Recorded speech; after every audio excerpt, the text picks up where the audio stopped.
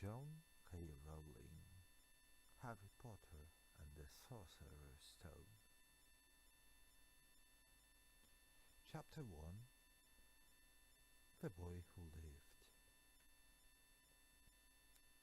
Mr. and Mrs. Darcy of number 4 Private Drive were proud to say that they were perfectly normal. Thank you very much.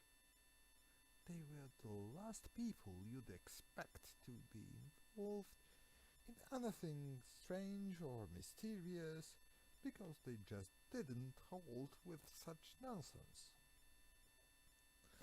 Mr. Darcy was the director of a firm called Runnings, which made drills. He was a big, beefy man with hardly any neck, although he did have very large mustache. Mrs. Darcy was thin and blonde and had nearly twice the usual amount of neck, which came in very useful as she spent so much of her time craning over her garden fences, spying on the neighbors. The Dursleys had a small son called Billy, and in their opinion there was no finer boy anywhere. The Dursleys had everything they wanted, but they also had a secret, and the greatest fear was that somebody would discover it. They didn't think they could bear it if anyone found out about the Potters. Mrs. Potter was Mrs. Darcy's sister, but they hadn't met for several years. In fact, Mrs. Darcy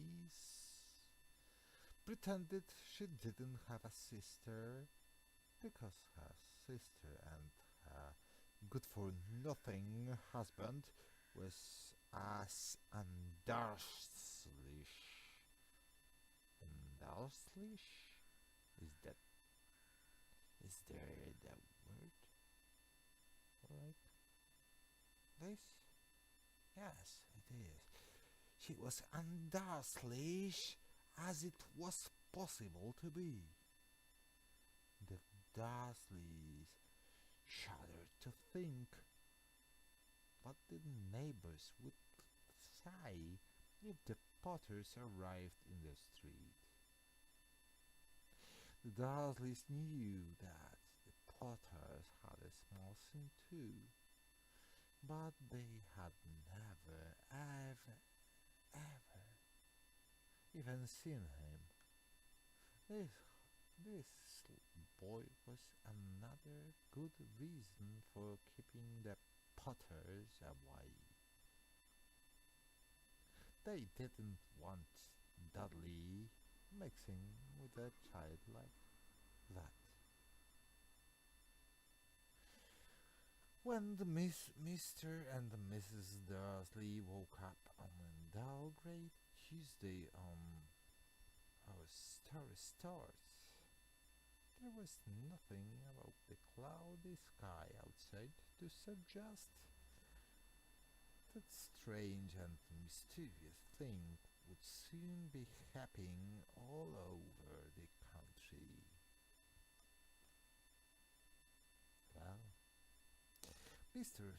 Dursley hummed as he picked out his most boring tie for the book, and Mrs. Darcy gossiped away happily as she wrestled a screaming Dudley into his chair.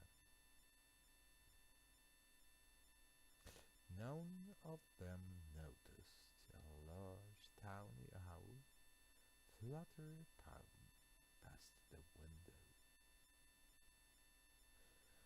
8:30. Mr. Dudley picked his briefcase up, pecked Mrs. Dudley on the cheek, and tried to kiss Dudley goodbye, but missed, because Dudley was now having a tantrum and throwing his cereal at the walls. Why not? Little Dyke, cuddle me, Mr. Dudley, as he left the house. He got into his car and backed out of number